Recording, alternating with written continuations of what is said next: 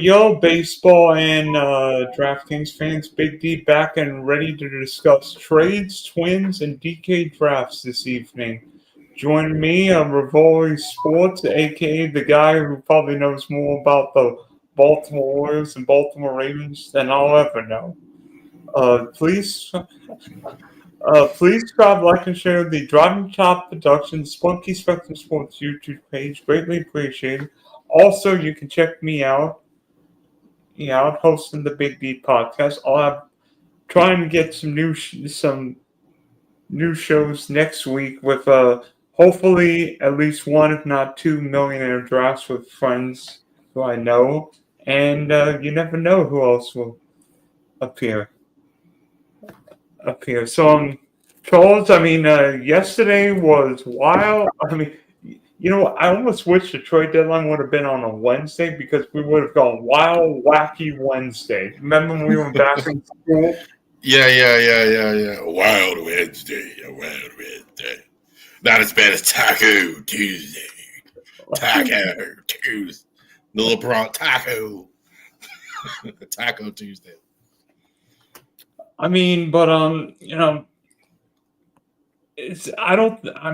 We both know baseball, but it was weird that there were very few top-notch starting pitchers trade. Merrill Kelly was the biggest starting pitcher trade yesterday. It's funny, and I think I've said this a couple times, but relievers are easy trades here, and I think that's what you saw a lot of. Some really good, but you saw even more than usual. I thought a lot more was done than usual. I think also, too, a lot of these teams are a little hesitant to give up their top-tier prospects. I know there was a couple of GMs come out and say, we're not giving up our top-tier prospects. So that's why you could trade relievers, 1 year deals, less expensive. Orioles clean out their whole bullpen. Couple teams, Bednar, I think that was big for the Yankees. They needed that back end as well. So I think, but yeah, the offensive players, Steve Kwan stayed. Alcantara still being there surprised me for the Marlins. I don't know why they're holding on to him. And we were talking about in the other stream, Luis Robert. Bit of a surprise that he's still in the White Sox. I don't know why you wouldn't do a deal there. I don't understand why the White Sox would hold on to him. Yeah, ultimately, I think the White Sox probably see Robert better than everybody else because I thought Robert would have been moved a year or two ago. Nope. Chicago isn't exactly in the trading business. Did well in the Garrett Crochet move, but I feel like the White Sox could do more prospects. Maybe things will change now with some of these young guys. Kyle Teel from Boston, but that's going to be weird. But you should be in the trading business if you're this bad for 2-3 years. Why aren't you trading? Why? I don't understand that. At least Mike Elias is doing what he's supposed to do. He didn't do what he's supposed to do to get the team better. But if you don't have play, you trade and get some young players. At least the Colorado Rockies participated and actually traded McMahon and a reliever, but that's here and there. Speaking of prospects, the San Diego Padres sure ante up the prospects for Mason Miller, Sears, and the two bats in Baltimore. Gave up the number 3 prospect in all of baseball. Oof. Orioles got 6 guys in that trade, 6 players. So that was probably the biggest haul that the Orioles got and all. And I thought the Padres were the big winner on the other side.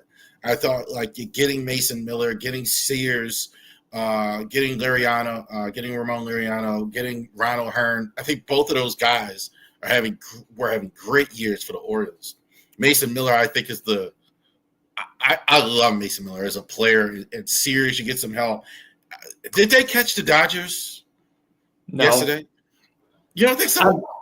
No. LA's still better. I'll take LA's starting pitching if healthy. I'll take LA's lineup. But you know what San Diego did? The Padres sure made a postseason series against the Dodgers far more interesting because guess what October baseball has been for the last couple of years. Who's got a better bullpen? It's not who starters going deeper, it's who's got a better bullpen. I agree with you 100%, and I think that's only part of the reason why those teams are going after bullpen. Teams are holding on to these starters. Teams are really holding on to these starters. They're not the price. I think the asking price was just too high for some of these starters. Alcantara being in Miami is just made no sense. I don't understand why you wouldn't pay the price. He hasn't been as good in recent years since he's had that Cy Young year. So I get it, but that's you got to move a guy like that if you're Miami. That's the other one. I don't understand that. I feel like with Sandy Alcantara yesterday, the Marlins probably see Sandy as the number one starter, the 2022 Cy Young winner. And I think every other team's like, do we really want to trade the Fallen for maybe a number one, but right now probably a number 3 or number 4 starter. And, if Sandy pitches well, I think the Marlins could get the exact same trade, if not more, in the offseason where 29 other teams would take Sandy. I think the value is always higher right at the trade deadline as opposed to in the offseason often because that's when teams have their need. They're doing that playoff push. In the offseason, yeah, you might get it. I agree. I mean, especially if he's really, really good. Do you think they might want to keep him? Just not move him or just keep him there and extend him? That's certainly possible. I mean, Sandy's contract's fairly team friendly. I mean, the Marlins haven't exactly pony up the money in recent years, but, Sandy would be a guy who might take a discount and sign and staying there. I mean, plus the Marlins have Edward Cabrera. So, I mean, the Marlins have some fish to play. Yeah. They're just another team. I know you were just making fun of the Twins there earlier, and I think the Marlins are worse than the Twins. But the Twins, I would say, to just the Twins thing, it seems like they get a little bit closer and then break your heart. It seems like them and the Reds and the Marlins, they seem to always tear it down before they get there. But I think the Twins are getting a little bit closer. Why would you trade Correa if you're trying to win? I think Correa just didn't want to be there. To me, that's why they traded him. To me, I don't know if these rumors are exactly true. I'm hearing the Twins are like $400 million in debt, and I'm like, did Joe Mauer put the Twins in debt for some reason? But poorly run franchise can't happen in today's market. I mean, Target Field's a beautiful ballpark. But there's a reason why the Dodgers are in the playoffs year after year. There's a reason why the Atlanta Braves are in the playoffs year after year. The Cardinals win the playoffs year after year. The best run franchise always ends up in October. Over. The Orioles in the 70s with Earl Weaver skipping. You want to know why the Orioles win the playoffs year after year? They were, as the legendary Kurt Gowdy would say, beautifully balanced baseball team. And with the Orioles, you got to go back to the 70s, to Kurt Gowdy and those guys, and Keith Jackson calling the games, and Howard and all that to get a good Orioles team. You got to go. You got to go back that far.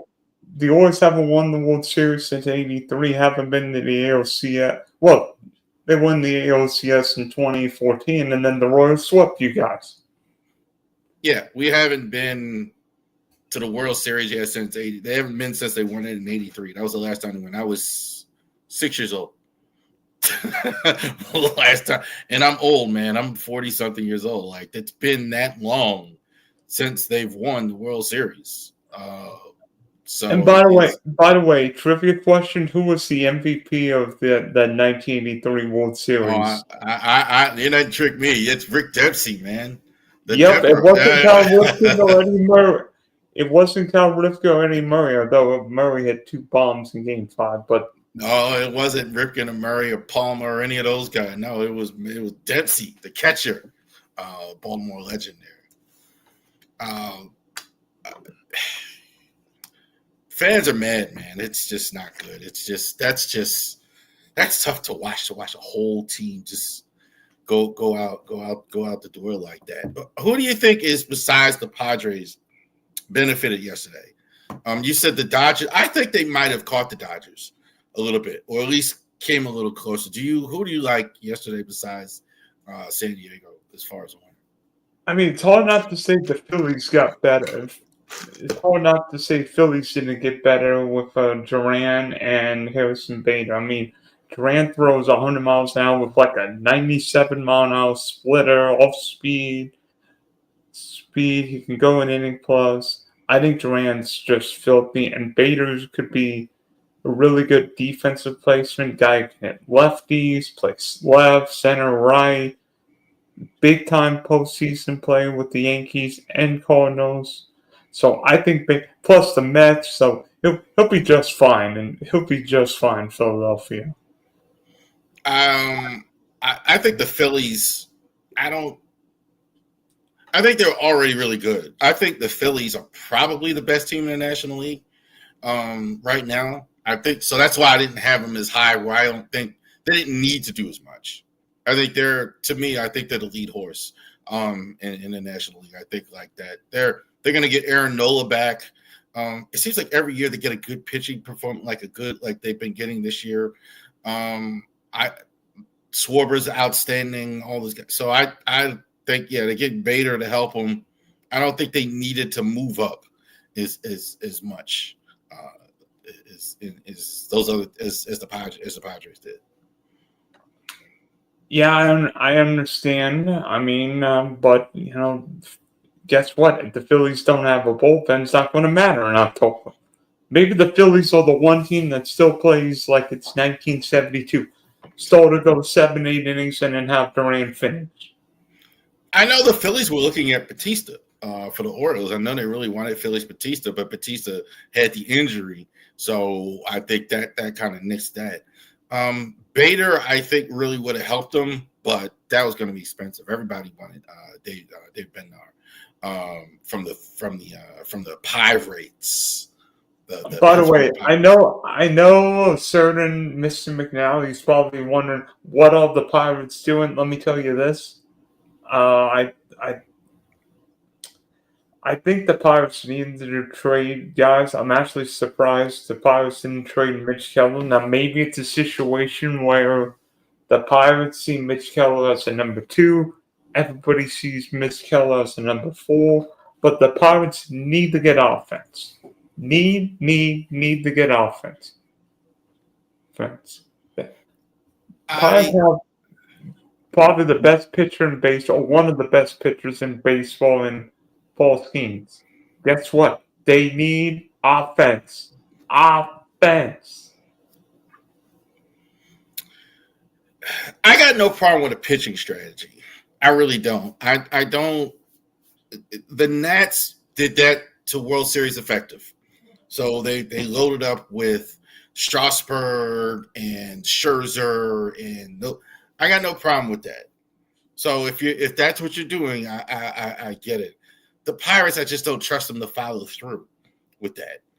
I mean, are you going to extend Skeens and Keller and Bubba Chandler and keep them and make them your cornerstone if that's the strategy? That makes a lot of sense. Yeah. So are you just doing stuff? that's kind of like my concern with the Pirates. They don't really have a vision of of where they're trying to go. But look, that's not a bad idea. You keep Keller, you get Bubba Chandler, you got Skeens, you go ahead, you extend them, you spend. But are they going to ever spend the money they need to become that type of team that actually do that stretch? That can work. I just don't know if that's what they're doing. Because apparently teams have endless payrolls. I mean, it's like everybody said the Astros don't have money, Rangers don't have money, Phillies don't have money.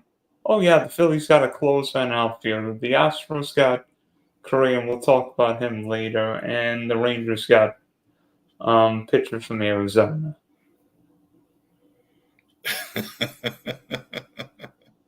Arizona's selling. That makes sense. I think Merrill Kelly probably was the best pitcher. You talk about starting pitchers. That's probably the best one, right?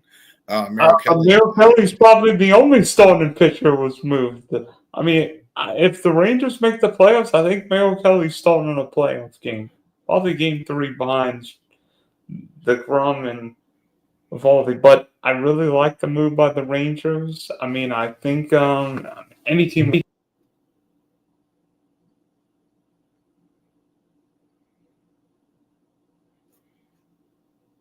He's going to come and tell us. Sorry. I think I unmuted myself. Yeah, you were muted there. But I'm with Bruce Bochy. He can handle pitching style. And how about this in a 5-game series? DeGrom, Evaldi, Kelly. I don't want to be a right-handed hitting team. Yeah, I hear you.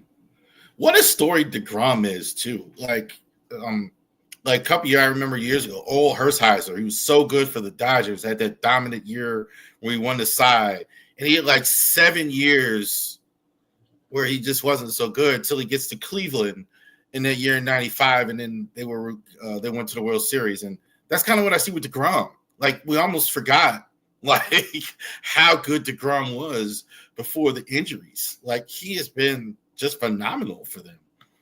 Certainly, he's in the Cy Young discussion as well. I think that's why they made the move. They were so energized by getting DeGrom there as well. Getting Merrill Kelly, they're a little surprised that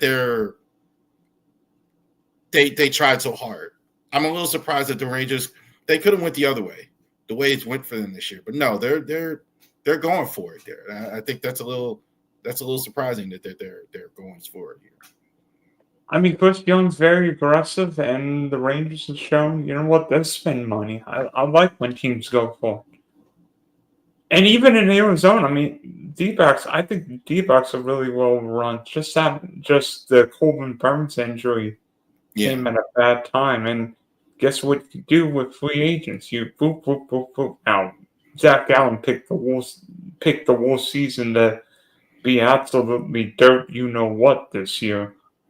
Really surprising how bad Zach Allen has been. One of the reasons I liked Arizona at the beginning of the year, I was like, their rotation is going to be really, really, really good. And they've had just one thing after another go wrong for them this season in terms of the rotation. I think the question is what happens next with Gallen? Does he end up maybe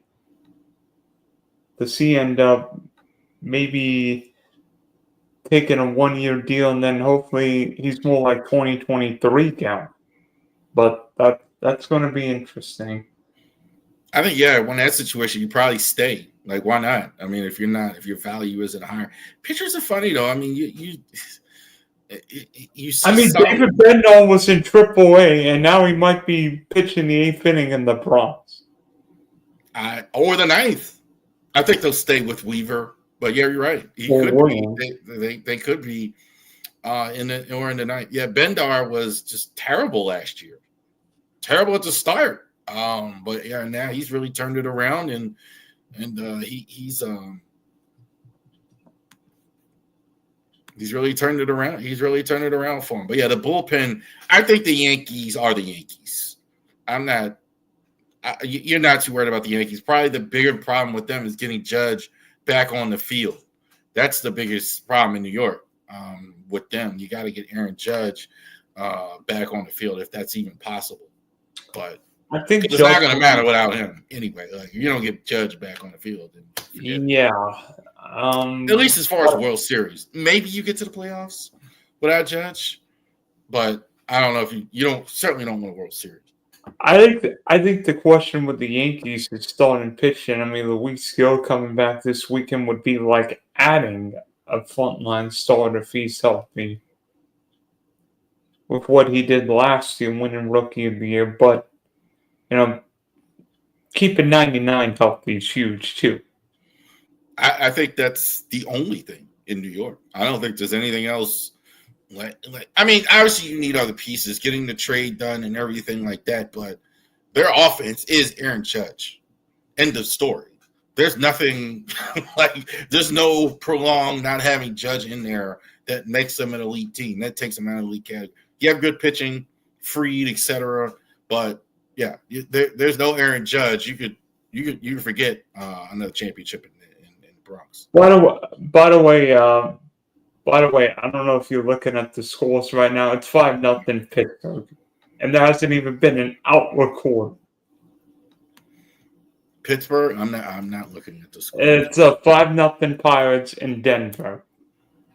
Oh, that doesn't count. This is by the way, speaking of weird scores, did you see the game in Cincinnati the last time? Tied 3-3 going the 8th inning. Braves score 8 runs, and then the Reds counter with 8 runs on 8 consecutive hits. I didn't see it. I don't know. 8 runs on 8 consecutive hits. I'll tell you this: I did not see it. I know this. The Rockies are terrible. I know that. That's. I don't think I've ever seen it. They say in baseball, like you win 50. Everybody wins 50 games, and you lose 50 games, and you're fighting for the last 60 games. Man, the Rockies are saying the devil is a liar. I don't know if they win 40 games. Seriously. Like they're at what, 26, 27? I don't have it in front of me. Like Rockies. Rockies are 28-80. Dog, me and you could go 28-80. So if they lose 2 more games in August, and they're already getting the brains beat out already here, that solidifies the losing season with 2 more months left. I mean, 28-80 would be, that's over 108 games. The Rockies are on pace to win 42 games. And they're losing 5-0 tonight. That's just bad.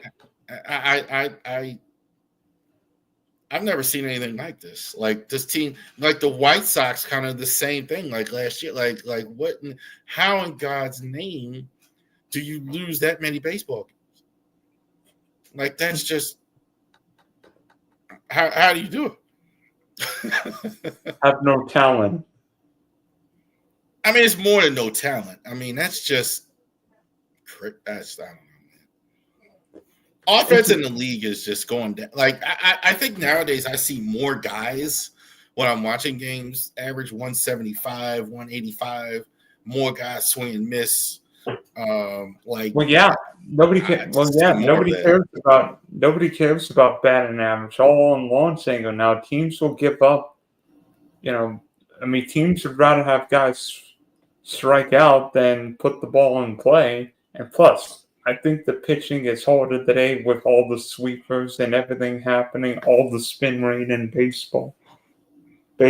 And you know what? If the starter goes for 4 innings, I'm going to have the fresh bullpen come out there and go boom, boom, boom, boom, boom.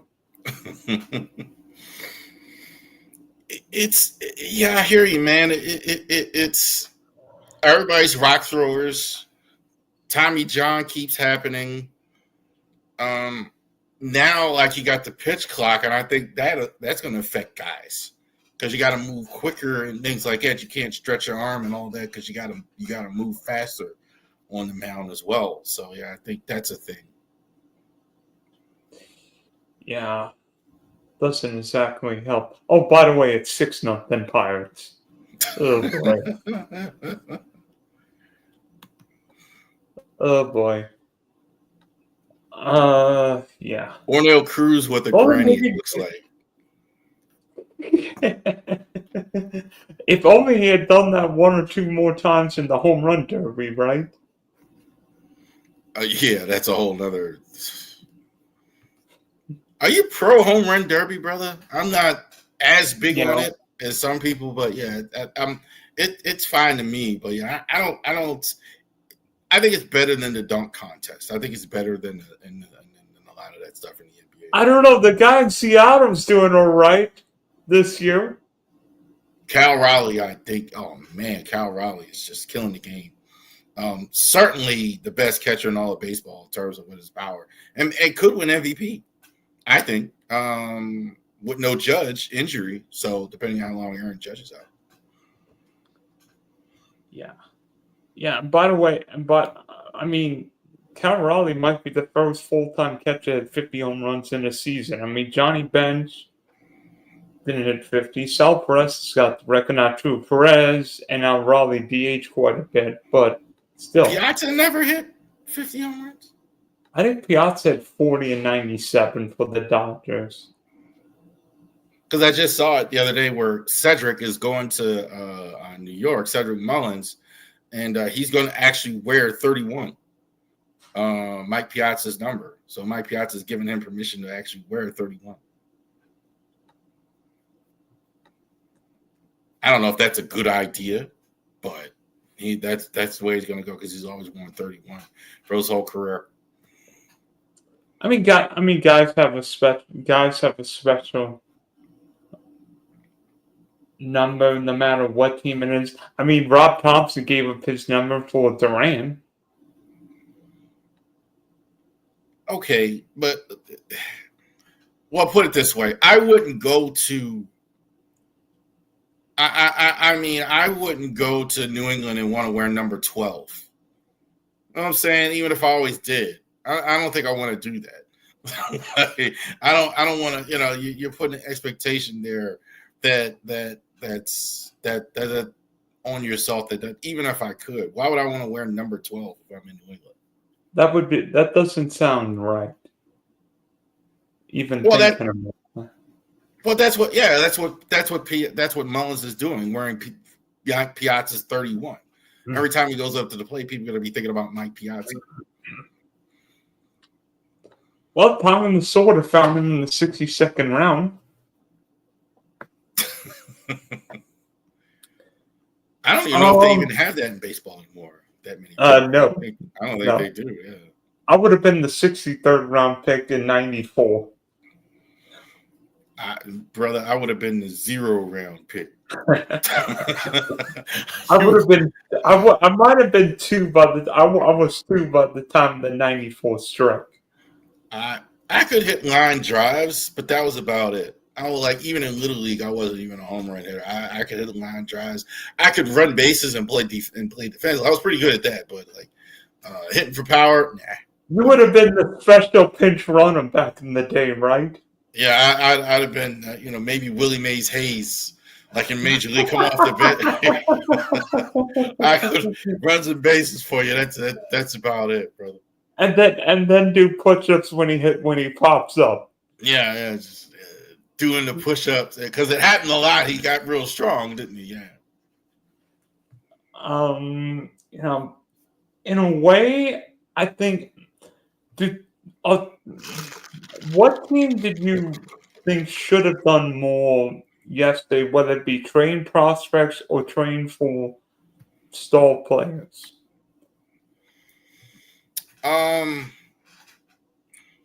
Did more going out should have been the White Sox. I don't know. There's nothing there. You should have traded Roberts. You should have traded Benani. You should have anything you can get. It seemed like they're not wanting to do that for some reason. They did trade Crochet, but I don't see certainly no reason for you to do that. So the White Sox are just really befuddling everything the White Sox are doing. So I don't understand that. I kind of put the Marlins in the same category. Oh, the Marlins have done some stuff before where the White Sox haven't done anything. Dodgers, I don't know why you weren't buyers yesterday. I don't know why all this checkbook, all this money, all this unlimited stuff. And the only thing I can think of with the Dodgers is I don't know how much they have in terms of minor league players. So I don't know if they have a great farm system. I think that might have hurt them. But man, I would have gave up Tommy Edman or something like that where you can get some players. But the Dodgers just said more because then now the Padres were doing a lot in that division with all the injuries. I think the Dodgers surprised me. They didn't get more. Now maybe the Dodgers don't need piece. Maybe the Dodgers are like, you know what? Blake Snell's going to start this weekend. Eventually, Mookie Betts is going to play like Mookie Betts. I feel like Mookie Betts' problem may be contributing to losing a bunch of weight while the team was in Japan, and now Mookie's trying to get himself bigger and stronger again. I think the Dodgers are better off with Ohtani either hitting or opening. If the Dodgers have Ohtani turn into a starting pitcher, that's when the injury bug really worries me. I don't like Betts at short either. No, I don't understand that. Second is not short. When they were doing that, that's not so bad. That's actually better than him out in center or maybe left, and especially in Dodger State, real big stadium like that.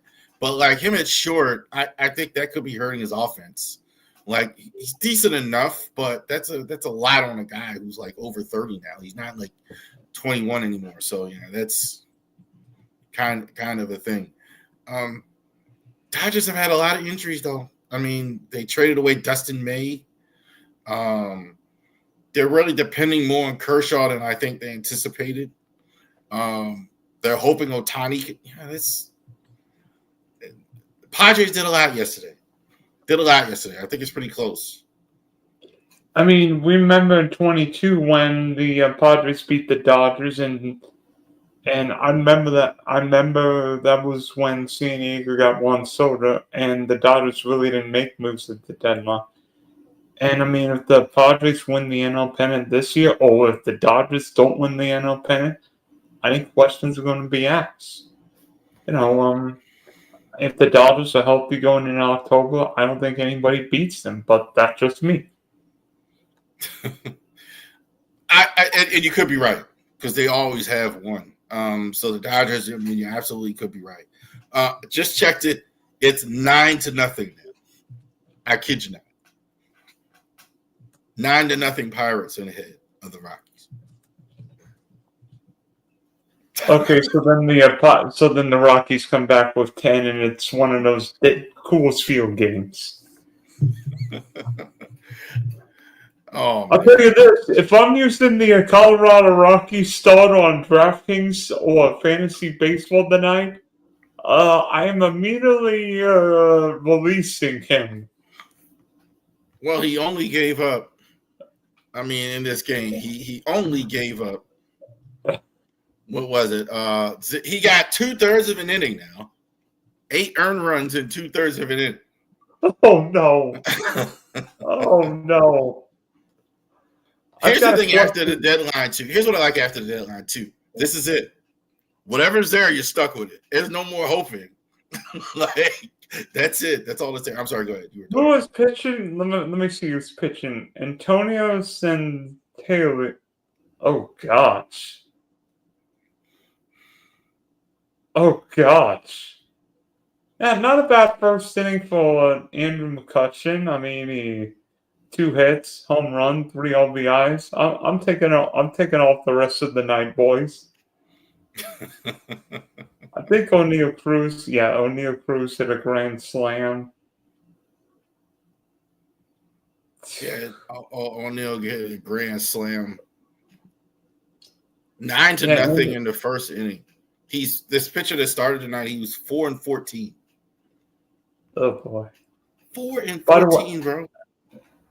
By the way, did you see the Minnesota Twins lineup tonight? Holy Moses, it's back. I didn't think they were that good anyway, the Twins.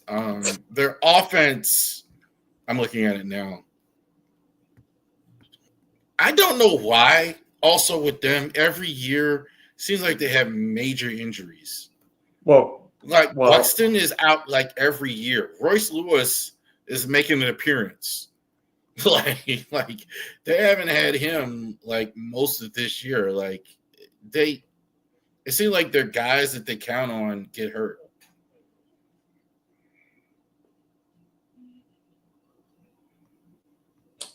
Yeah, and by the way, speaking of the Twins, maybe the most fascinating trade of the deadline yesterday was when the Twins sent Carlos Correa back to the Houston Astros. And I'm like, what? That trade came out of nowhere. Do you think Correa forced their hand? Partially. I think so. I think that's the main, because he had a no trade, so they couldn't have traded him wherever they wanted. So like he would have had to sign off. So why do it at all if he's not going to sign off? And he signed off, I'm sure, because he wanted to go back to the Astros. Yeah, in many ways, I think Correa knew what was happening. And in many ways, I think Correa knowing that Paredes was done for the year in Houston, he's like, I'll play third. Yeah, and he's going to play third base. He's not going to be a shortstop in Houston. He's going to play third base in Houston. I like it for him. I think it makes a ton of sense. Like he's going back to where he had his most success in his career. He's going back to Houston, and he can finish it out there. I just wonder if Correa is the same player that he was from 2021. Like Correa has not been good offensively, not been great defensively. Now maybe Correa playing third actually helps take some of the load with Pena being a Gold Glove shortstop. I think he's always been a bit overstated as an offensive player. I think you're probably right. I mean he's not as good of a player. I don't know about October. Every time I see Correa play in October, he's getting a hit off somebody. Yeah. I mean, he's good in the playoffs, but I was assuming we were just talking about guys who we're talking about Ramon Laureano, guys who don't get enough credit. And there are guys in baseball like that. And there are guys like Correa who I think get a little bit too much. I think he's always been a little not quite as good as people thought he was. He's a good offensive player, decent, but not this luggage carrier for your team, like what GMs call the aircraft carrier. I don't know about that. I mean, have injuries taken a toll on Correa because seemingly he can't stay on the field more than a week, and then all of a sudden he's dealing with something? Well, yeah, like the Mets were going to give him like $1 zillion, and then he failed the physical. And so, no, I think it was the Giants. Yeah, the Giants were going to give him $1 zillion, and then the Mets, and then he wound up failing the physical, so he wound up not playing there. Yeah, I don't think he's the same player, but I think he was always kind of overstated as a player, in my opinion. I don't think he was ever that. I don't think he was ever as good as he was said. He was good in the playoffs, for sure. Yeah, I mean, but you know what? Maybe getting Correa back to a familiar landscape will be good. And even tonight, I mean, Christian Walker had a home run for the Astros. So, I mean, I thought the Astros were done like 3 years ago, and yet they're still winning the AL West with 15 guys on the IL. That says something about the West. Why I agree, and why the Mariners and the Rangers, except for the 1 year, can't really overtake them. The Astros are still the Astros in that division. They've still been real dominant the whole time they've been there. The Angels haven't been good at all. And I'm glad you mentioned the Mariners because Seattle was very aggressive, getting the 2 cornerbacks from Arizona. They got to get more offense. Kind of like like what I said about Minnesota. They have really good starting pitching. So they're going to be in games. We know that. They're going to have excellent starting pitching. But Seattle, getting that offense is a help. You got Kyle Raleigh. We know how good Kyle Raleigh is. Rodriguez, I think is a solid player as well. But they have to get more offense if they actually want to win. That's my biggest thing with Seattle a couple years. It seemed like they're scared to get a bat. You got to get some more offense in there if you want to go ahead and win. That's where they get beat in the playoffs. They're getting these playoff games and they can't score. Like, do you remember the 18-inning game when the Mariners couldn't score a run against the Stros? Yeah, they can't. They get in these big games when they play really good pitchers, and they just struggle every time. Problem.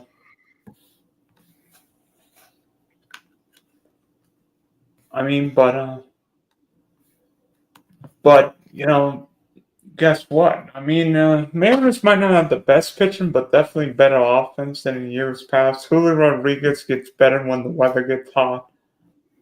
Frankly, I'm surprised the NL Central teams didn't do more. The Cubs needed to get a starting pitcher and did nothing there. Brewers were somewhat quiet. I understand why. I thought the Reds probably needed a couple bats. They got Hayes to play good defense at third base. I thought the Reds could have done more. Cardinals traded a couple guys. Traded Helsley. By the way, I love what the Mets did, getting a couple bullpen pieces, getting Helsley, getting who was Taylor Rogers from the Giants. Yeah. They got Cedric Mullins to play center field. Although I don't think is Mullins playing tonight. Mullins, that's New York. Mullins. I know. Queens. Yeah. I don't know if Mullins is playing in Queens. I don't know. Some of those guys might not be there yet. In some cases, they haven't arrived yet, or they're just arriving. I don't think he's playing. Well, it's not like Baltimore's a long way from Queens. But you never know flights or whatever, or time of day and when he found out, or he could have been out, whatever. So wouldn't shock me if he's not there yet, or they didn't put him in yet. Okay. I think you made a good point about the Central Division, the NL Central, and that's kind of their MO. They kind of don't do anything. I think that's why the Cardinals were so good for so many years. They kind of don't, except for the Cubs and Cardinals, they don't, the Reds the Pirates always just kind of, you know what I'm saying? They're not really moving the way they could. That division's there for the taking. The Brewers, they build a better team, but they don't really, that's kind of their MO of all these teams. It's almost as if they don't want to win it. They don't want to do that. I'll tell you what, though, Milwaukee's got a really good team. Those front three monsters, good bullpen, offense is something. If the Brewers are healthy going in October, I don't want to play those guys in a 5-game series. No way. I think the Brewers have been good for the last couple of years. I think. And by the way, you imagine if the Brewers beat their former manager who's on the north side now. Oh boy, that won't make fans in Wrigleyville happy. I can't wait. I hope we get that in the playoffs. I hope we get the Brewers and the Cubs in the playoffs. I would pay. And we get Craig Counsell. I would pay to watch that I-94 series. Yeah. Can we have Brewers, Cubs, Padres, Dodgers, Mets, Phillies? I hope you're right, man. I hope you're right. It's we haven't mentioned one team I want to talk about. Is the Braves. What's exactly going on in Atlanta? Everybody's hurt. They're not going to have Acuna, right, for a while again. He went back. Yeah, I think Acuna suffered an injury. Luckily, a calf injury. So I don't know if Acuna will be playing. I think Acuna can come back, but maybe the Braves shut him down. I have no idea. But I think it's just one of those years for Atlanta. I mean, everybody heard Sale on the IL, Cooney coming back from another ACL.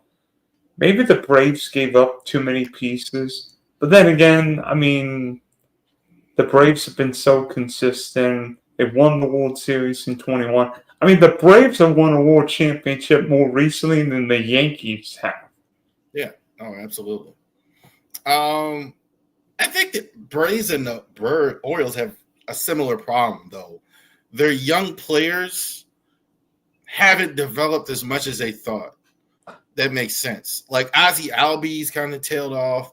Michael Harris kind of tailed off. Obviously, Matt Olson is awesome. Austin Riley, up and down. Sean, like they've had some. They signed their young core thinking they were going to get better, and a lot of them haven't gotten better. That makes sense. And then you've had the injuries and all that, etc. So I think that's interesting as well. They don't have, and I don't think right now they have the greatest farm system like they had for like ever. Nope. Like compared to like trade all those, trade all those guys for Murphy, a couple other guys. Olsen. Feel like the Braves could have done more keeping Swanson, maybe keeping Reed. I think the Braves missed out on getting relief pitching, which might have proved valuable in Cincinnati last night, but that's a story for another day.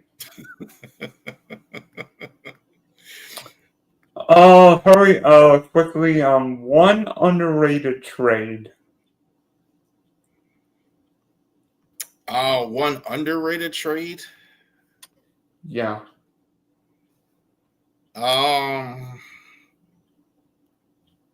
That's a good question. I guess it's easy for me to say Charlie Morton to the Tigers because I think he's been good in the second half. No pressure on him in Detroit. He's going to be a fifth starter. He's not going to pitch in the playoffs. So you get a veteran guy. I think Charlie Morton might end up pitching in October with all the Tiger injuries. Yeah, and I think with the injuries, they can kind of view him, and that's kind of where he should be at this point. The Orioles wanted him to be like a number one. That's not he's good, but pitching against every fifth day, fourth, fifth guy, Subel and Mize and those guys. You got a Charlie Morton there at the back. That's kind of what he should be. So I think that might help him, especially with the injuries. Got a little bit of insurance there for a guy. But I think that's going to go under. That's going to go under the radar a bit. I mean, interesting. I mean, obviously, AJ Hinch knows Charlie Morton well from that 2017 World Championship team in Houston. We'll see. I mean, I wonder what Shane Bieber will be for the Blue Jays this year, because if he's healthy, I think the Blue Jays may have found a sneaky guy. Bieber, you just got to keep him healthy. I can't remember when he was healthy and he's been bad. I don't remember it. I think he's always been pretty solid when he's healthy. Usually, like when he's not as pitching as well, there's some kind of injury or there's some other issue or something like that. But usually, when he's healthy, he's usually really good.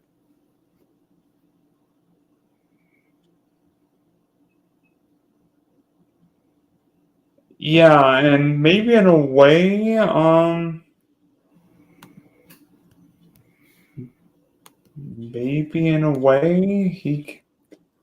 Shane Bieber, if he's close to his old self, could be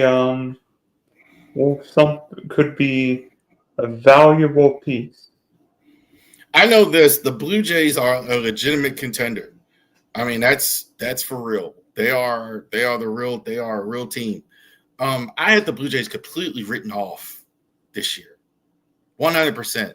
I had Verlatte going out the door. Bichette's not going to help him anymore.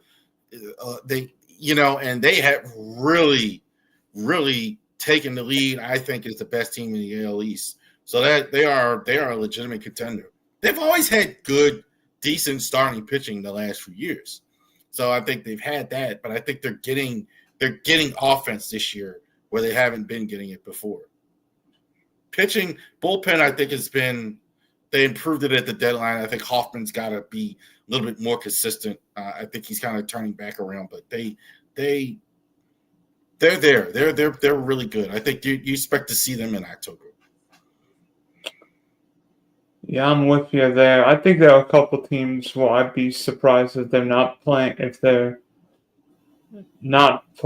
October. I think at least one, if not both, Texas teams.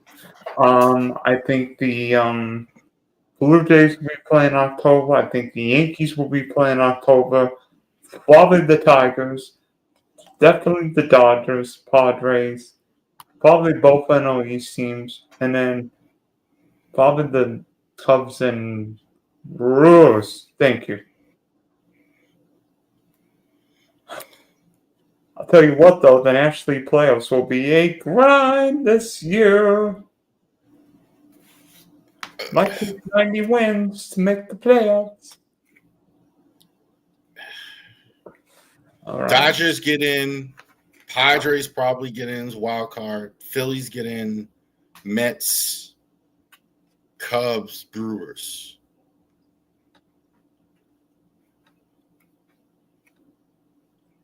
That's off the top of my head, I'm thinking. I don't know about anybody else as far as getting in to the playoffs. Yeah. I mean, they got one run there, Dylan, too. One run. So they're on the comeback trail. It's not 9-0 anymore, brother. It's 9-1. They got one. That gum you Rockies. There will be no in Coors Field. Although Hideo Nomo did pitch a no-hitter there. That's unbelievable, right? All right. Yeah, Hideo Nomo pitched a no-hitter in Denver. 96. The first Japanese sensation. Well, you know what? I'm in a good mood. I'm done with my HR class. I figured I'd get in another DraftKings draft. This will be draft number 59, but you know what? 7 and 12. So if anybody wants to join, you've got 5 spots left, and I'm going to get some water and be back with the draft. It's going to be fun.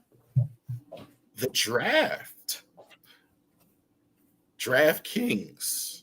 So we had a football game yesterday out there. So definitely like this. How many of y'all out there, put it in the chat, watched Trey Lance for the Chargers yesterday go in?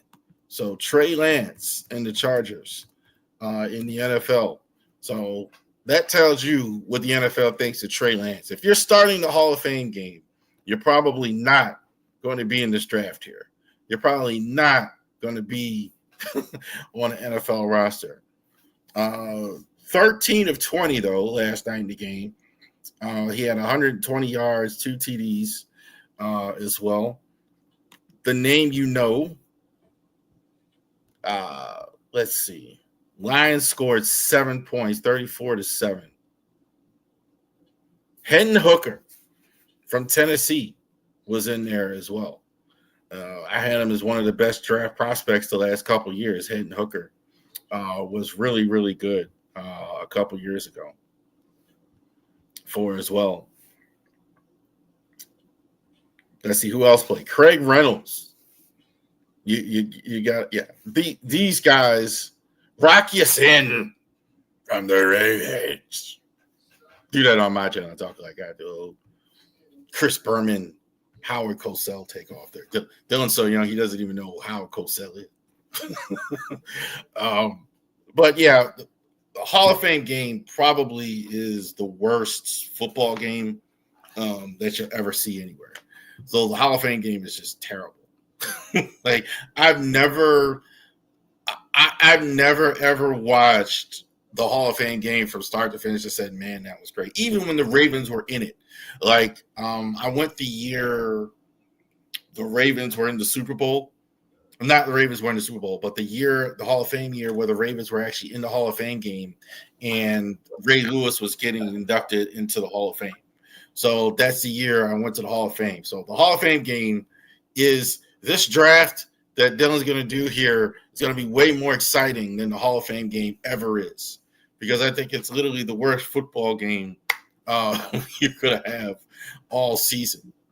No. Let me tell you what the worst game is. The last one. I'm kidding.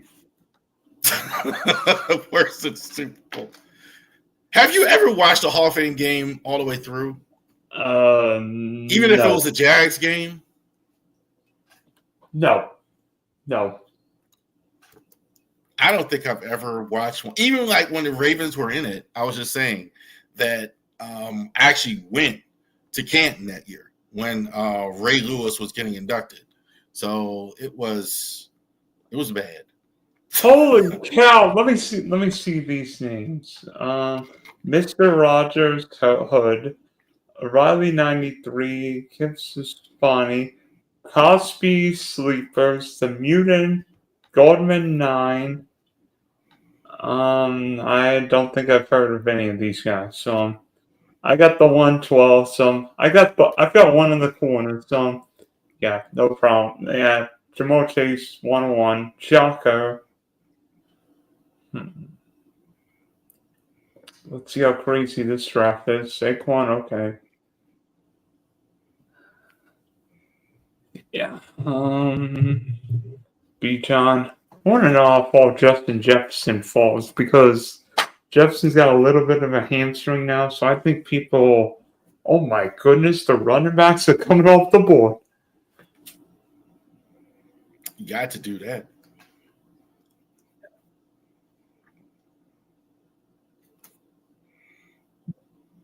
I want to know how, okay, this Jefferson 106. Like, you told me Jefferson's healthy and available at the 106. I am taking it.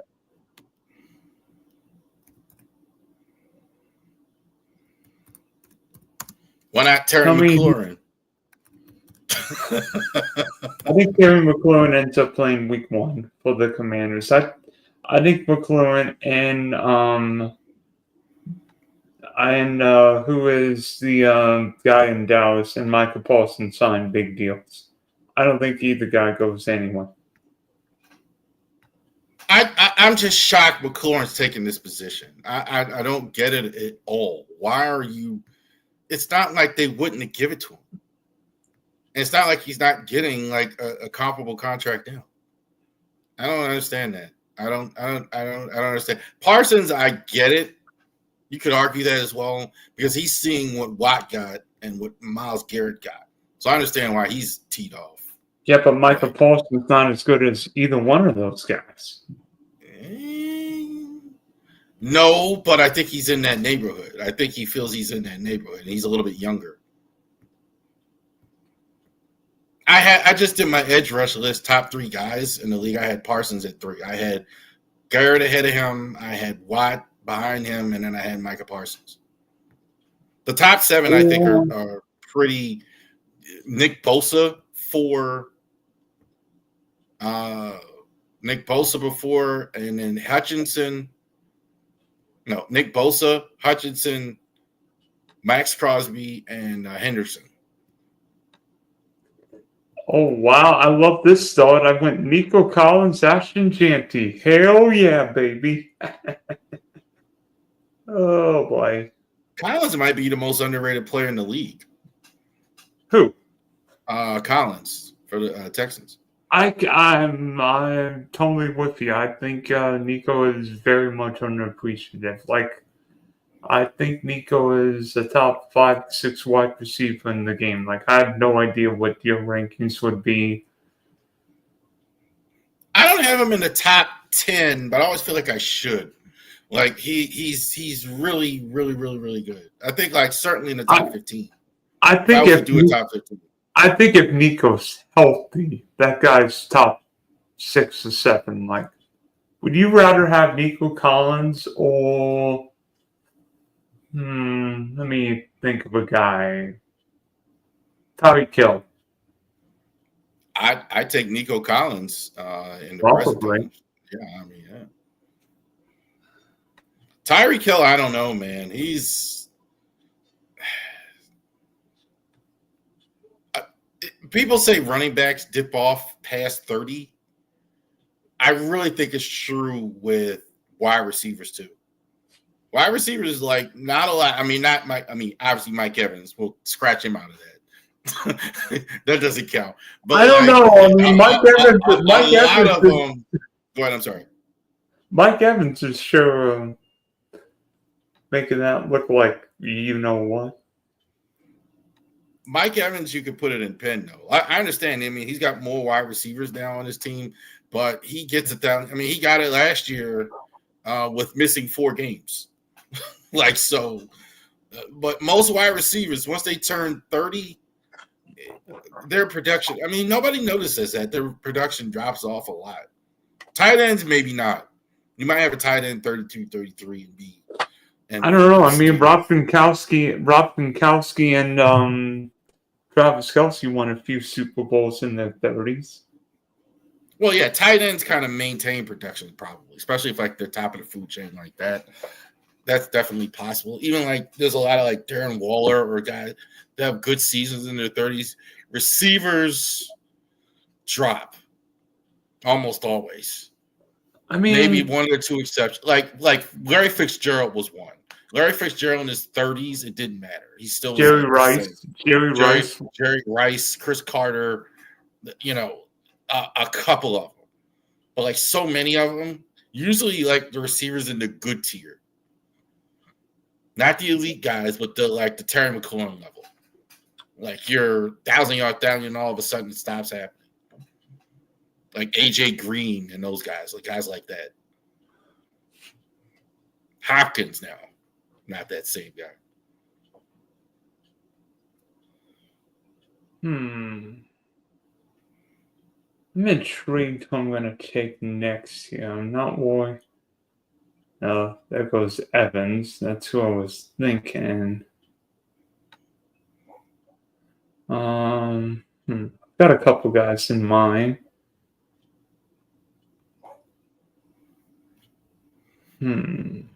Kittle's gone off the board. Yeah, he is. Luckily, I wouldn't mess with him. He's probably going to miss a couple games.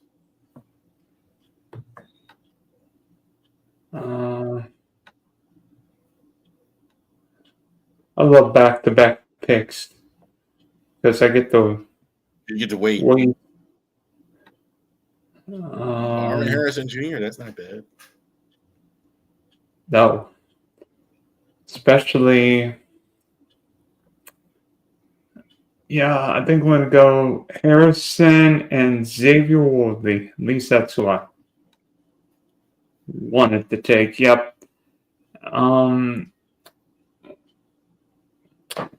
do you think of the Chefs this year, man? The Chiefs. I think they're falling back a bit finally. I'm telling you right now, if I were doing the divisional breakdown right now, I have the Chiefs third in the UFC West. Third in the West? And I'm going to look like an idiot when the Kansas City Chiefs beat the Chargers week 1. I'm like, I have lost so much money due to I've lost so much money to the Chargers and Falcons. If I would have bet either one of those teams, I probably would have gone broke every time. Boy, I don't know about Granny Doug's going 0 wide receiver. Yeah, I don't think that's a winning strategy, boss. I don't think the Chiefs have fixed their offensive line issues. I think everybody's kind of going past that. We're just assuming every time I say something Chiefs, it's they got Reed and Mahomes, and bro, their line was exposed, and I think it might be worse this year. You don't have Dooney. I don't know, man. If Simmons is healthy, I think the Chiefs' O-line will be fine. I just worry that Kansas City's schedule is hard. I mean, they've got the Chargers week 1 in Sao Paulo, and then week 2 is a matchup with the Super Bowl champs. Week 3 is Sunday night in MetLife. Then they play week 4 is your Ravens. And then they play Jacksonville on Monday night, and then Detroit the following Sunday night. I mean, the Chiefs don't have a 1 o'clock game the first 6 weeks. Every coach in that division, too, they've also had a bad AFC West for years. That's no longer the case. Every coach in that division, you got Sean Payton's won a Super Bowl, Pete Carroll's won a Super Bowl, and Jim Harbaugh hasn't won a Super Bowl, but he's definitely most recently won an NCAA championship, and he's always been a good pro coach. Is the AFC West the best coach division in NFL history? Yes. I mean, look at Hall of Fame coaches. I can see it already with the Raiders, the Pete Carroll influence and how they're better and all that. Now, I don't know if they have enough talent to overtake them, but if the Raiders have a good season and they wind up in first place, that wouldn't shock me. I'm not predicting that, but that wouldn't blow me away like the way that they're going to run the football for sure.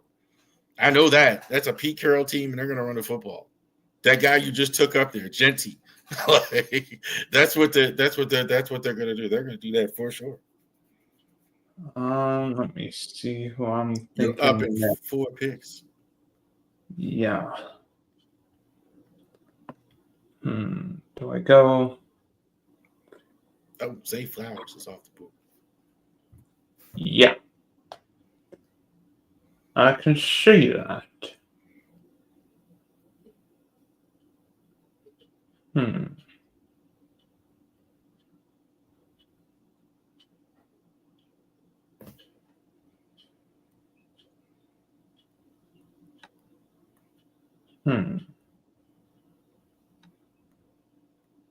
Hubbard's off the board. That's a good back, too. I mean, Mark Andrews still out there. I think Chuba Hubbard's Canadian. Canadian? They play football in Canada? Yeah, Canadian football league. Well, I know that, but most of those are Americans playing in Canada. Not always Canadian. James Conner. Yeah, I went old and young. And now with this team, I think I will get Rome Odunze. So Conner's pretty underrated, like for his whole, like kind of a guy, like Pittsburgh kind of gave up on him, and he's been really good in Arizona. I think Connor's got one big year left in him, and I mean I think Arizona's going to use him. There's your guy, Travis Hunter. I thought about getting Hunter, but I want to mix up this team.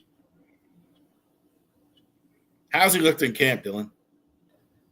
He's playing a lot. I think he's going to play a lot both ways. I have no idea where, but I think Hunter will play on offense. I looked at the depth chart. Yeah, he's the number 1 wideout, one of the top 3 wideouts, and he's like second on the cornerback depth chart. So they're going to start him for sure at wideout, and he's going to play some corner.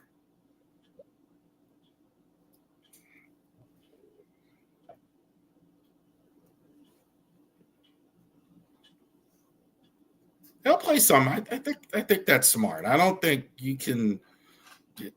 Boy, you're bringing him in to help with Lawrence. You don't want to wear him out on both sides. I just don't think that's smart to play a guy both ways in the NFL. I just don't think that's a good idea.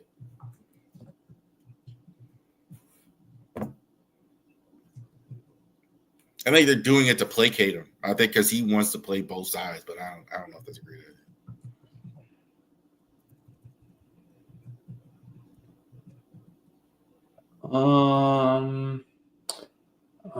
Morgan.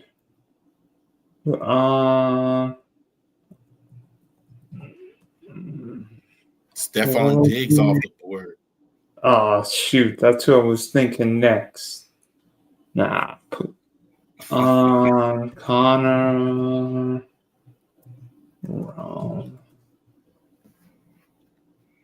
Yeah, I've got a couple guys in mind for my next pick at 84. Yeah, Diggs. Interesting for going double or B. That's not the Wolves team. Higgins, Burrow, Ridley, Diggs. I mean, a smidge early, but I think Ridley's going to be bad this year.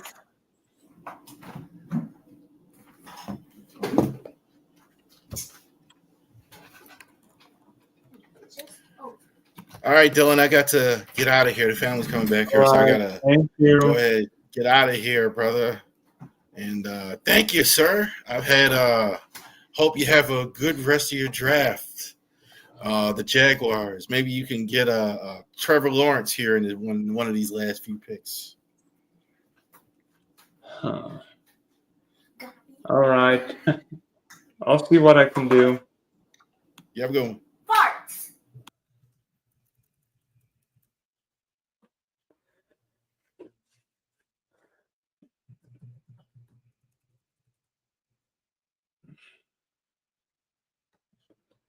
Let's see.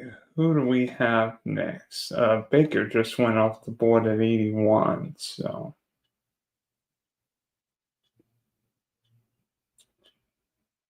Jaden Reed. I'm leading Kyler.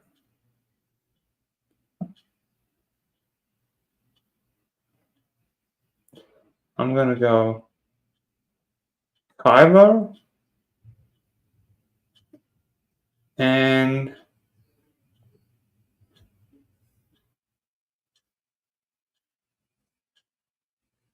EJ Hawkinson. I want to get that tight end. I don't want to have all these teams with weak tight ends. I want to get Hawkinson.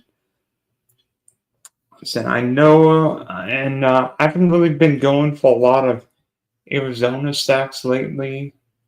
If I get a call, it'll be probably more McBride, but I think Marvin, if he falls, I feel like I could do worse than getting Marvin in. I know Marvin's got a little bit of a nickel in training camp, but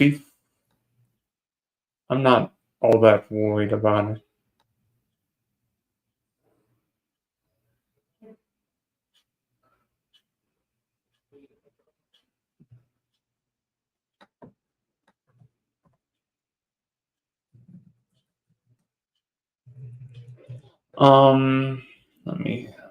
Let me just double check Houston's schedule. I think that, yeah.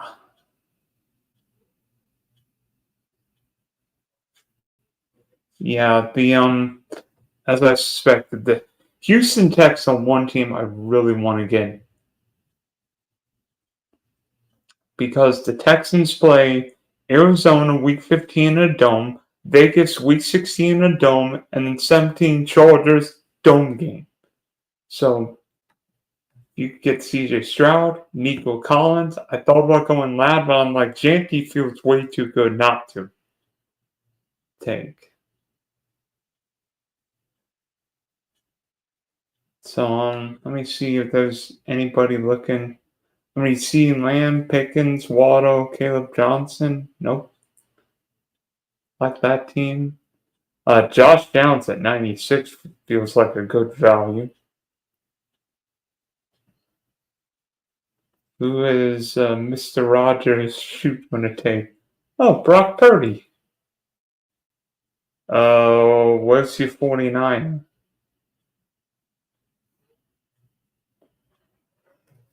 Sorry. Excuse me.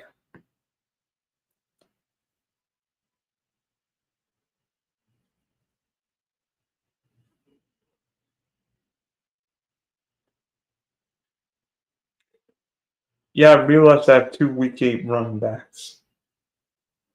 There's Joe Mixon.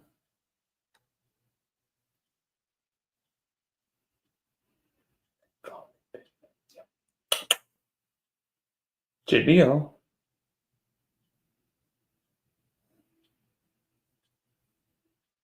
J.K. Dobbins. Boy, J.K. Dobbins flying up boards.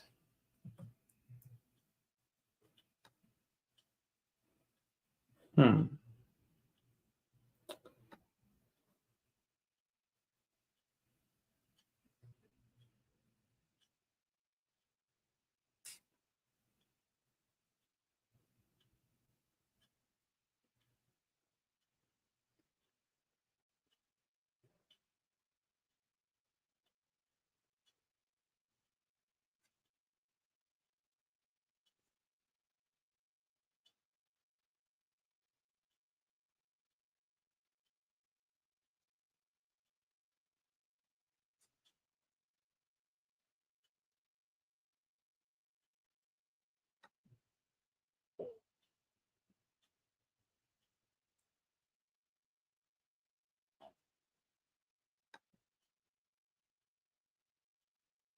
Tyler Warren.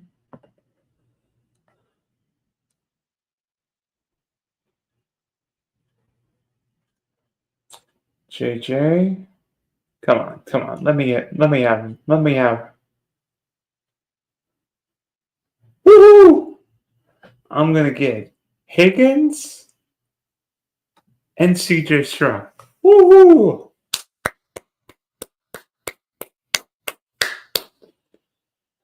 Now I need to get some running backs, which is gonna be fun.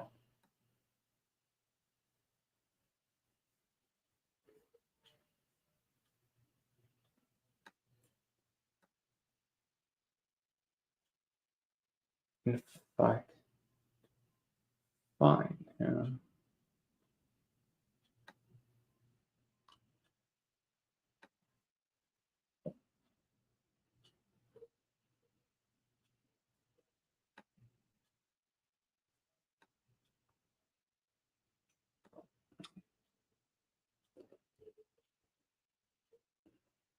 Oof. That Bobby Blaze seems interesting with Henry, London, Kittle, Rice, Henderson, Ubuka. Probably a little. Oh yeah, earlier than I would take him. B. Rob Mason. I feel like he could have gone one more wide receiver. Like I think he could have gone wide receiver here.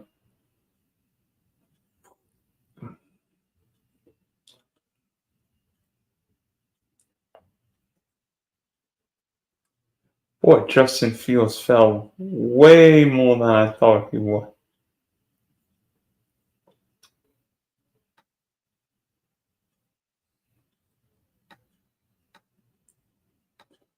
Rashid Shaheed.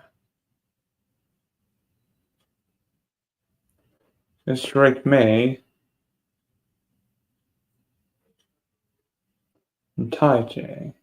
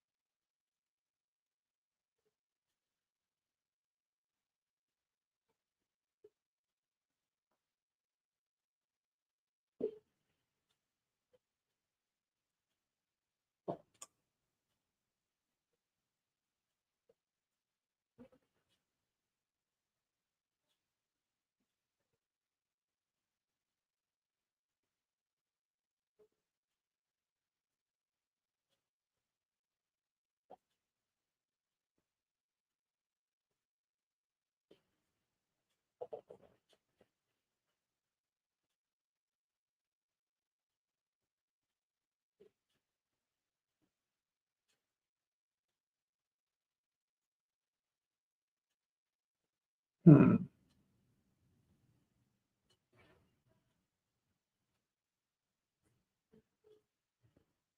Hmm.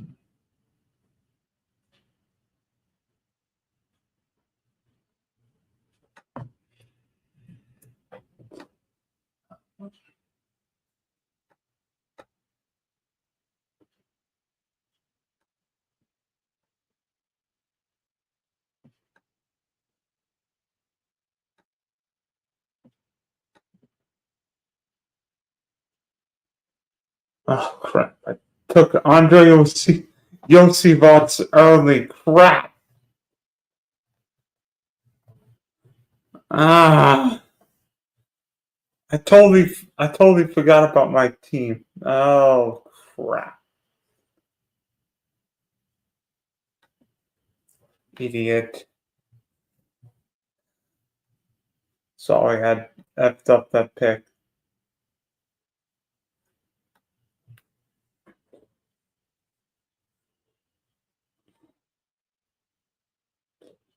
Well, at least I know at least I got my bring back, but I don't even know if it's the Bengal receiver I want.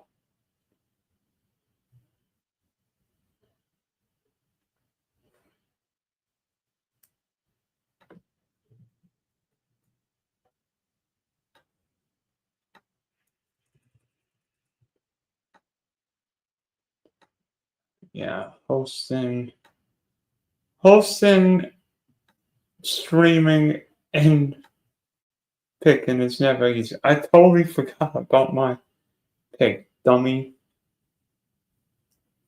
What? Why would anybody get three quarterbacks in the first 12 rounds or 10 rounds?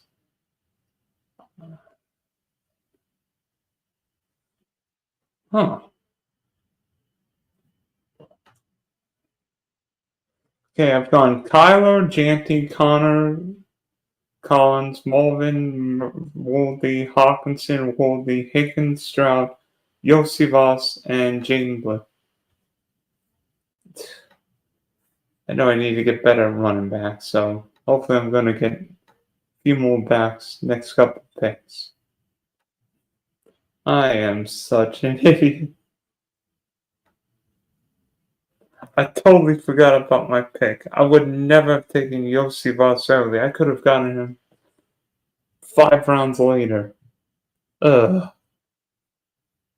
Oh, it's 9-4 in Denver now.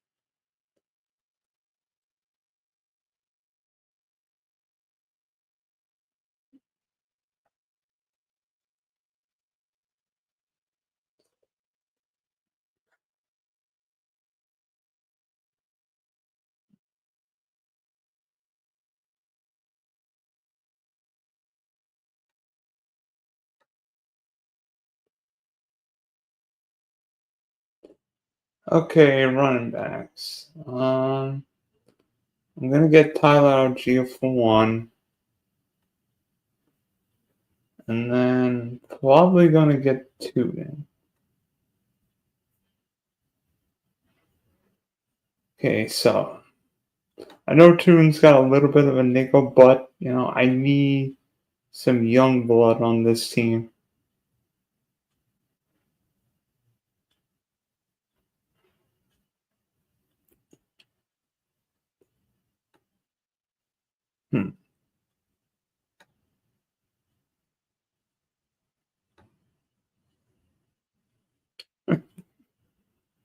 I am such a dork.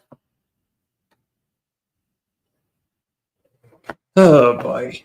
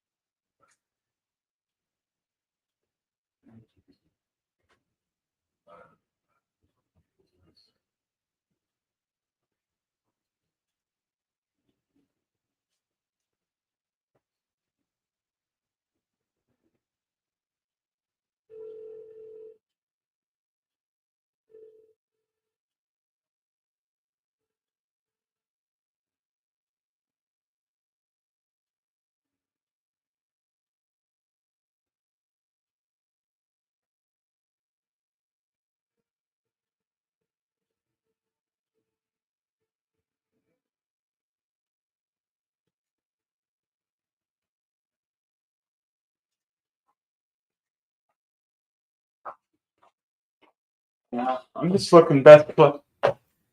Yeah, I'm looking best player available. Probably looking at tight end here. I mean, I don't love my running back room. I mean, getting Connor and Janty works. I like my quarterbacks, especially Arizona's playoff schedule.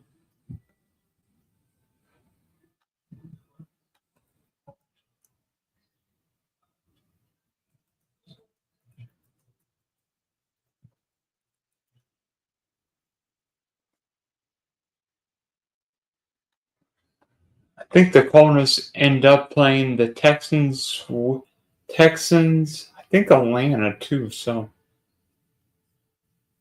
yeah, Atlanta, Houston, and then Cincinnati, which could be a bonkers.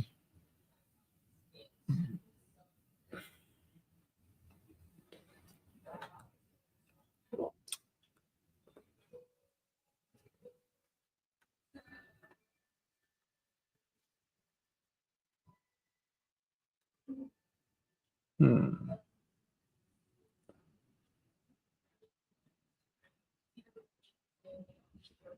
I mean, if Gene was there, I think I'd get him. I mean, Janty could be a receiving back, even though I think Janty might be more of a traditional running back. Nah, that's what I was thinking.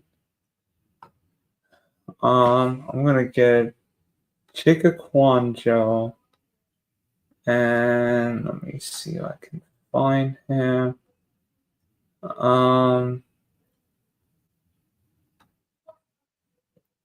Hat Bryant. Now I'm gonna look for one more back.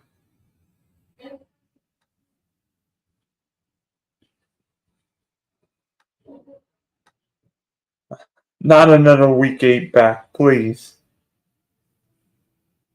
And tight end. I think I'm good on quarterbacks with Stroud and Kyler, but I'm looking for one more back and one more tight end.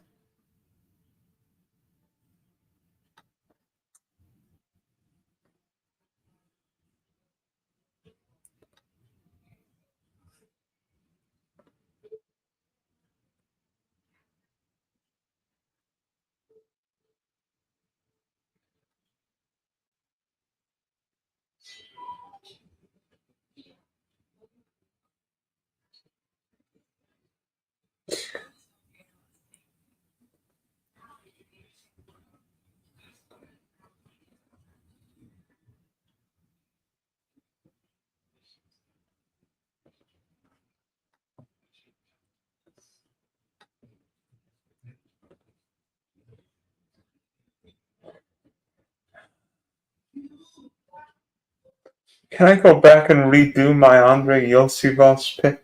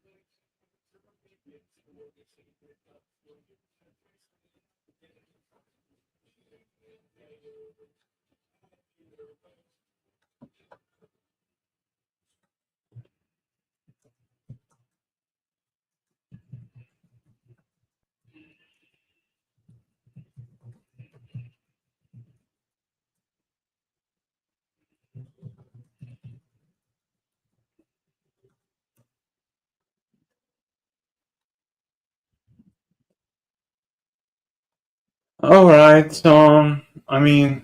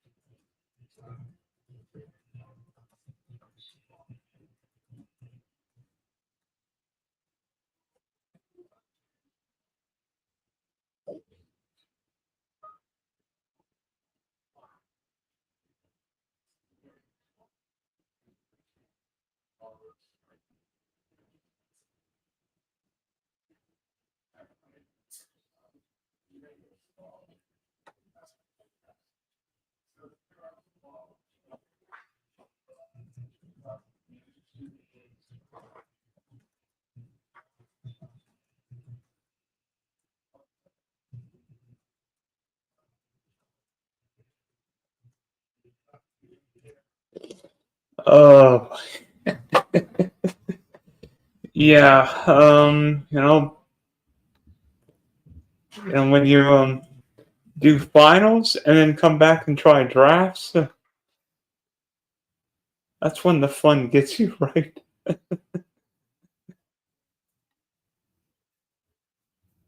I mean, with this team, I've recovered fairly well. Wow, 4 quarterbacks? Oh my lord. Daniels, McCarthy, Love, and Jackson Dog. Oof, I've got 2. Yeah, I took Marshawn Lloyd and Jadavian Sanders. So right now I've got a 2-6-7-3 build. Let me see. Nico, Janty, Harrison, Woldy, Connor, Rome, Murray, Hawkinson, Higgins, Stroud, Yosivas, Oops, Gene Blue, Tyler Algier, Tutin, Laquanjo, Pat Bryan, Marshawn Lloyd, Jadavian Sanders.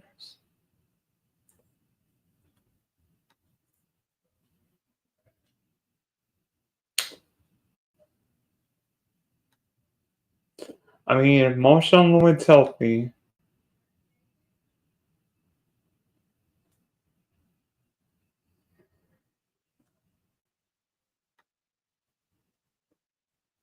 yeah, Crosby Merritt, the rookie wide receiver in Washington, yeah, everybody wants him now.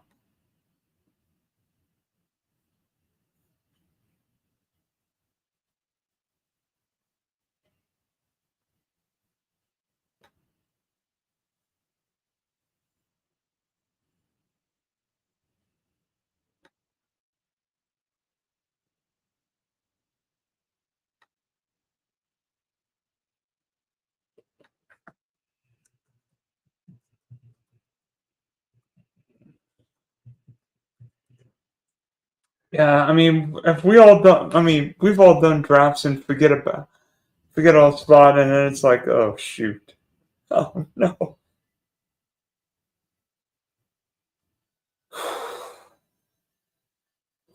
But I've recovered. I mean, I'm like my quarterbacks. Do I have?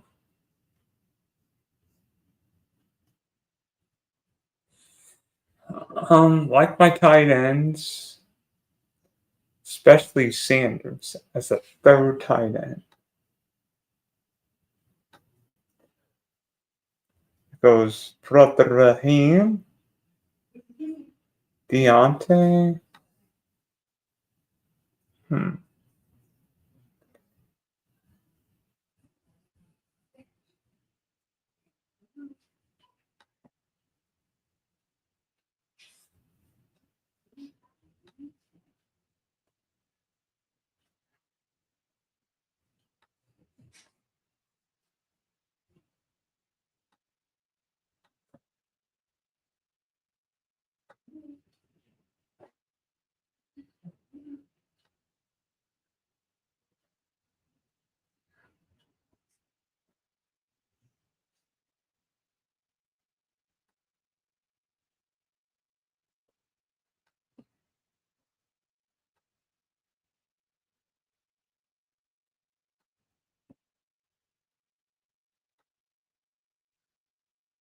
Hmm. I think with this team, I'm gonna look. I made sure to cue my guys here. I'm gonna take Roman Wilson, Dontavian West. So let me see. With this team, I've gone 2-6-9-3. Nico, Janty, Mulvin, Woldy, Connor, Rome, Kyler, Hobson, Jaden Higgins, CJ Stroud, Yosivas, Blue, Tyler Gio, Tootin, Jacob Quanjo, Pat Bryan, Marshawn Lloyd, Davian Sanders, Roman Wilson, and Dontavian West. Love my stacks. I mean, maybe the Yosivas pick aside, but you know what? I mean, I can't believe I almost forgot about my pick. That should not happen with me, but it did. I can't believe it did. So um, please don't forget about your draft spot. So an hour and a half into this stream. Thank you for tuning in to Plus into All Stream. Thank you for tuning in to Trades, Twins, and DK Drafts. This is the Big D, and I will see you soon.